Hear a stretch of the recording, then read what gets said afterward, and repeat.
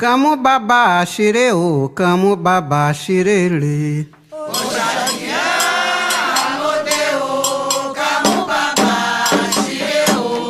Kamu baba shireu, kamu baba shirele. Boa noite, amigo. Boa noite, irmão candomblessista, irmão bandista, que eu tenho prazer de me dirigir a todos vocês em mais uma edição do programa Mito e Verdade. E como eu tinha dito anteriormente, eu tenho recebido vários e-mails, vários mensagens, vários zaps, né? E com sugestões de temas a serem abordados aqui no nosso programa, para que eu possa discorrer sobre esses temas. E nós tivemos um grande número de pedidos para o tema sobre as distinções, sobre as características da Umbanda e do Candomblé.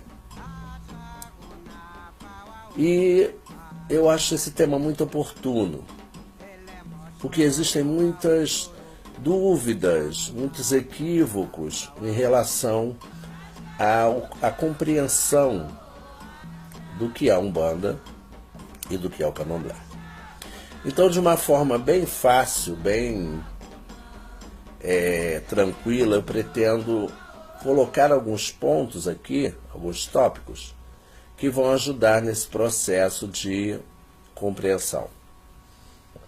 Vamos começar pela Umbanda, né? A Umbanda, que surge no Brasil no início do século XX, né? Como uma religião na qual nós temos uma forte presença do aspecto da ancestralidade nativa, né, os nossos caboclos, mas também da nossa ancestralidade africana, os nossos pretos velhos tão queridos. E como nós vamos caracterizar, né?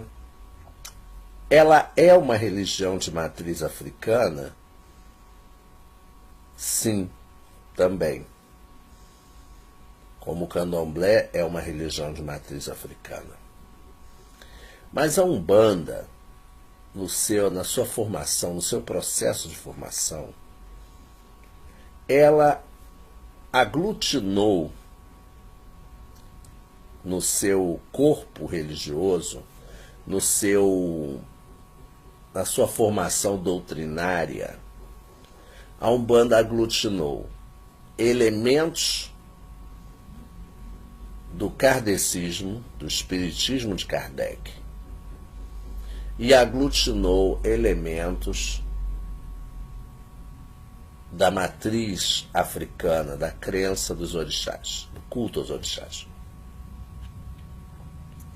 Automaticamente, no que ela absorveu aspectos do espiritismo de Kardec, ela absorveu não somente concepções doutrinárias, mas também crenças que existem dentro do próprio corpo do kardecismo, ligadas ao cristianismo. Certo? Ligadas ao cristianismo. Até porque o kardecismo, o espiritismo, ele possui uma forte ligação com a doutrina cristã, principalmente com o Novo Testamento, com os ensinamentos de Cristo, do Mestre, né? A partir daí, a Umbanda, ela traz esses elementos. E que elementos seriam esses? Vou enumerar alguns. O conceito de reencarnação, dentro da visão espírita kardecista. O conceito de processo evolutivo, que é tão bem desenvolvido dentro da doutrina kardecista, né? A evolução do espírito, o conceito de karma, as múltiplas idas e vindas desse espírito. Então a Umbanda ela vai se assenhorando dessa influência e faz parte do seu corpo doutrinário. Porque se nós formos perceber, num estudo sério,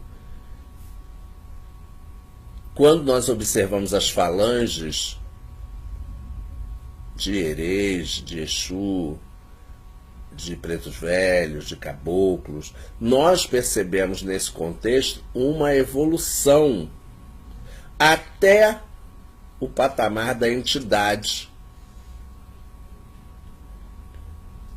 Que é muito importante nós definirmos algumas coisas fundamentais. Umbanda não tem orixá, gente. Orixá é candomblé. Umbanda tem entidade. Eu explico sempre isso aqui para os meus iniciados, para os meus adeptos. Orixá, guardião do ori, né? Guardião da cabeça. A Umbanda ela tem entidade. Então, o Ogum da Umbanda, ele não é o mesmo Ogum do Candomblé. É importante deixar isso claro. É uma outra energia, uma outra vibração espiritual. O Ogum da Umbanda é uma vibração espiritual de um processo evolutivo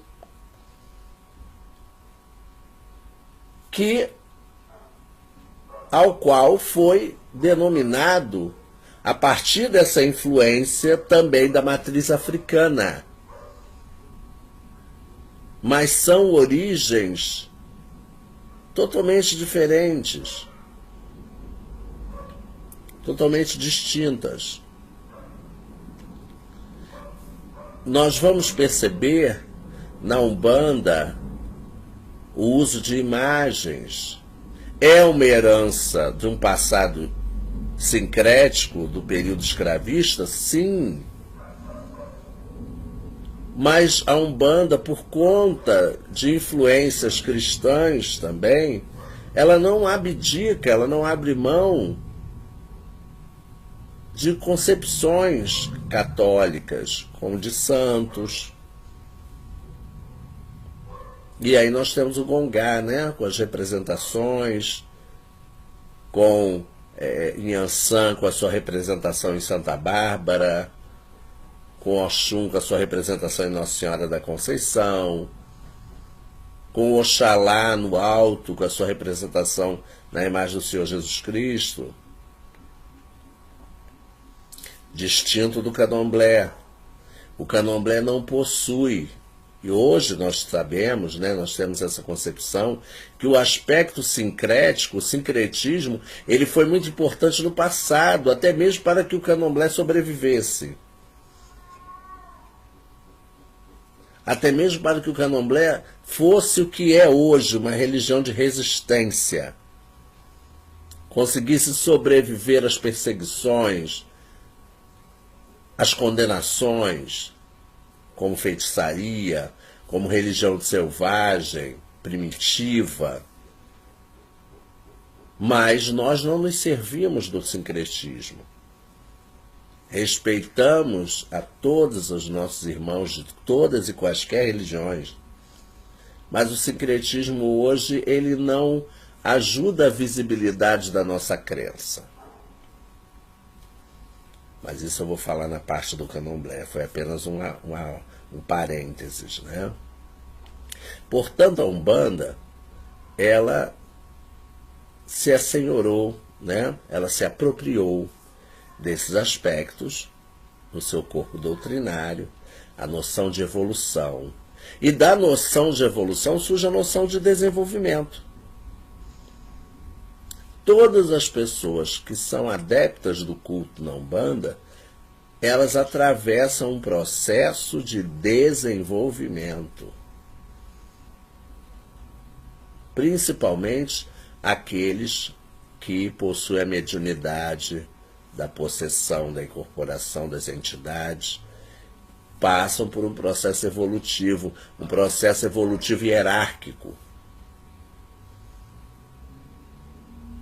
até que essa pessoa esteja apta para trabalhar espiritualmente, e lá na frente até mesmo para que essa pessoa esteja apta a ter um centro espírita, um centro de Umbanda. No Candomblé nós não temos essa noção de desenvolvimento. A nossa divindade já está pronta, elaborada, ela só precisa ser, nós precisamos ser iniciados para que ela se aposse definitivamente do nosso ori, da nossa vida, e a partir daí ela seja realmente a dona do nosso ará, que é o corpo do nosso ori, mas ela já existe em cada um de nós. O orixá já existe em cada um de nós, mesmo antes da iniciação. Ele já existe desde o nosso nascimento, desde a nossa concepção. Nós é que nos iniciamos para ele e passamos por um processo de educação espiritual. Quem se educa espiritualmente não é a divindade, é a pessoa. Somos nós, é o Iaô, o noviço, o iniciado. A Umbanda, é muito importante deixar isso claro. A Umbanda, na sua concepção mais pura, mais original, ela não trabalha com sacrifício de animais. Isso é uma característica do Candomblé.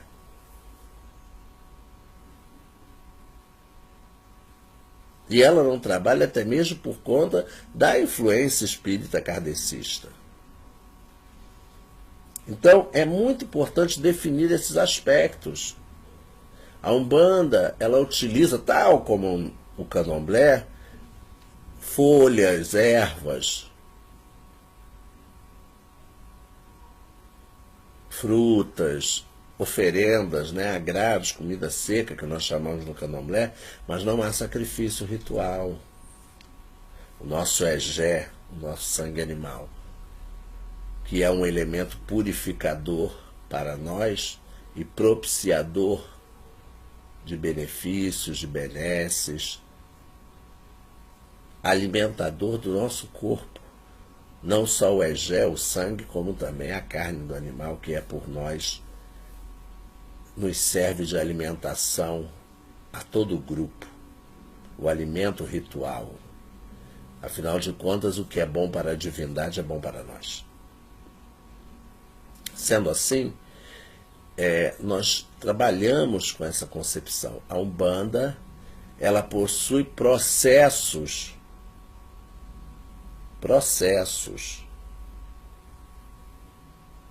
iniciáticos, como o amaci, depois a deitada, né, a camarinha, totalmente distintos do Candomblé. E é muito importante. Umbanda não tem bori, Umbanda não tem obi d'água. Isso são rituais do Candomblé. Então você, meu irmão, minha amiga, que possui uma convicção da Umbanda, que optou pela Umbanda, que possui a sua devoção na Umbanda, se atente para esses aspectos. Porque em alguns locais nós temos algumas contribuições, né, algumas amálgamas de características de uma e de outra, e isso pode gerar um pouco de conflito, não só nas mentes, mas também no espírito. O Candomblé é uma religião brasileira, criada aqui no Brasil, a partir da contribuição dos nossos reis e rainhas e nobres africanos que foram feitos escravos, porque eles não nasceram escravizados. Eles não nasceram sobre grilhões. Eles foram feitos escravos pelo branco colonizador europeu, português, e trazidos para cá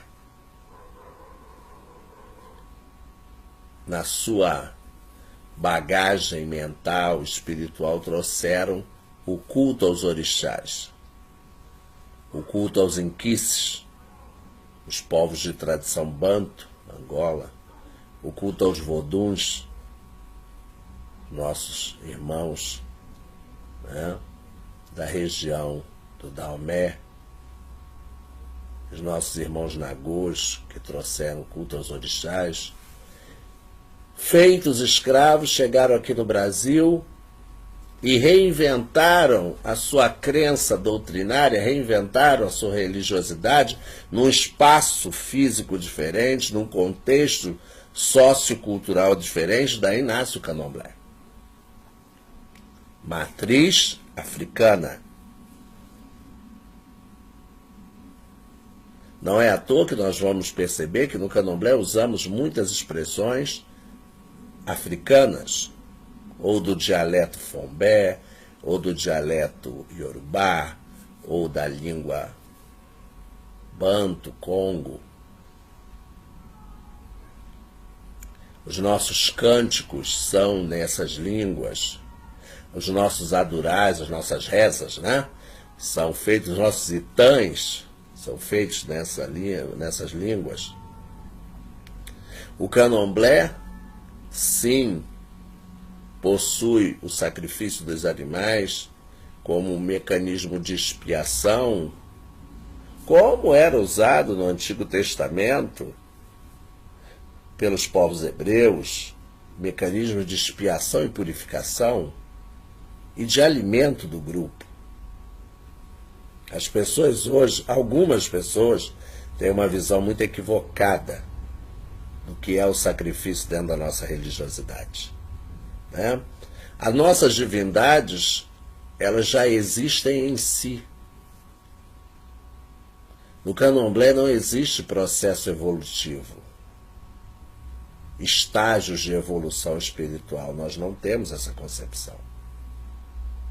Quem evolui somos nós, pessoas, dentro de um processo de educação espiritual. Mas a nossa divindade já existe pronta, completa, em toda a sua energia, em toda a sua essência. É no candomblé que nós temos o bori, o alimento à cabeça, ou a orixá ori, que é tema de um dos nossos programas do Mito e Verdade. Nós temos o obi d'água, cerimônia para trazer a calma, a paz e o equilíbrio. A macia é uma cerimônia da Umbanda, de um outro processo de iniciação distinto do nosso. O Iaô é do candomblé, é o iniciante do candomblé, que raspa a sua cabeça para nascer para um novo mundo, para uma nova existência. Que recebe em seu ori axé, energia, força, para que esse orixá que já existe em sua essência dentro de si possa se manifestar em toda a sua plenitude. Obrigações de 1 ano, 3 anos, 7 anos são típicas do candomblé. O candomblé não possui vínculos com crenças da cristandade. Essa herança sincrética passou, ficou no passado. Foi um mecanismo de sobrevivência para os nossos antepassados e hoje nós sabemos que a nossa crença não possui esses vínculos, certo? Então eu espero ter podido desmistificar alguns pontos, algumas situações. Eu espero ter podido colaborar, contribuir com o entendimento de todos sobre as distinções entre a Umbanda e o Candomblé, para que nós possamos caminhar juntos em prol de um mesmo objetivo: a paz, o equilíbrio, uma vida melhor, um mundo melhor para o ser humano. Porque tanto na Umbanda quanto no Candomblé, Oxalá é a síntese de tudo.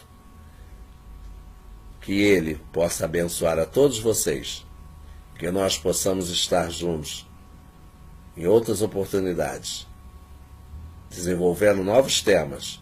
E eu conto com você, eu conto com a sua participação, porque juntos nós somos mais fortes. Que Oxalá nos abençoe.